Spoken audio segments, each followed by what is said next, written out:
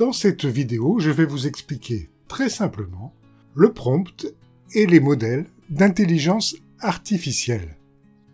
Je vous rappelle la définition de l'intelligence artificielle. C'est une machine capable de réaliser des tâches qui simulent l'intelligence humaine. Voici donc sur cet écran quelques exemples de programmes d'intelligence artificielle.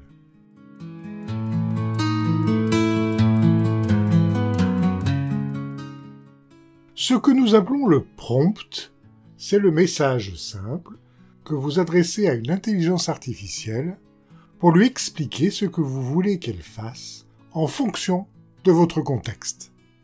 Je vais prendre un exemple simple afin d'être clair. Voici ce petit garçon de 5 ans qui s'adresse à son grand-père.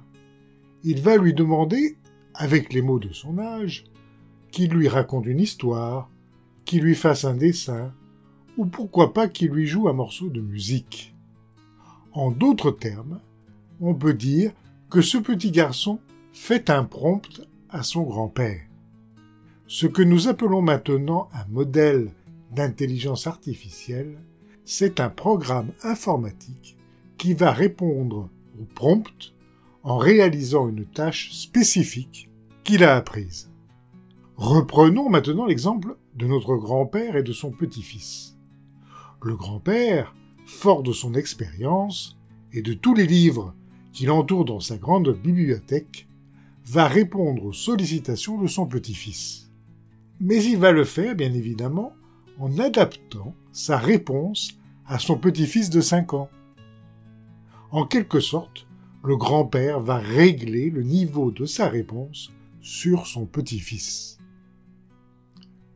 Pour améliorer un modèle d'intelligence artificielle, il faut non seulement lui soumettre une quantité énorme de données, ou d'exemples si vous préférez, mais de plus, un modèle d'intelligence artificielle peut contenir des centaines de milliards de réglages, comme celui que nous venons de voir dans notre exemple.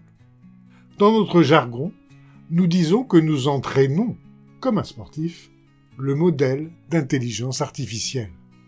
Vous comprenez donc aisément que pour réaliser cet entraînement, il est nécessaire de disposer d'une infrastructure puissante.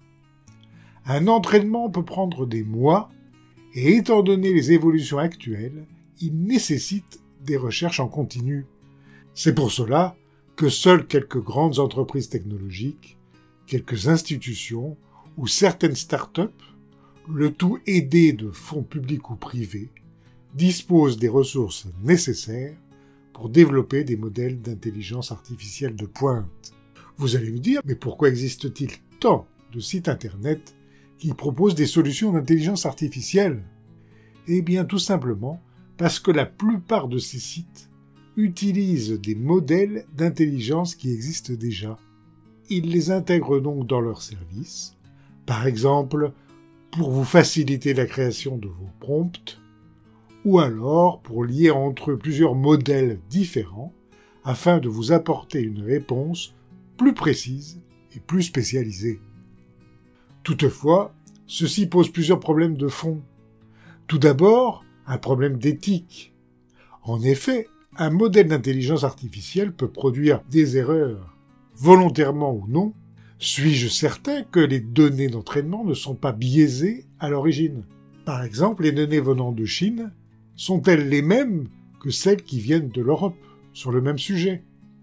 Autre exemple, dans quelle mesure le modèle s'en tient-il à ce qu'il a appris? Ou n'invente-t-il pas une partie de la réponse?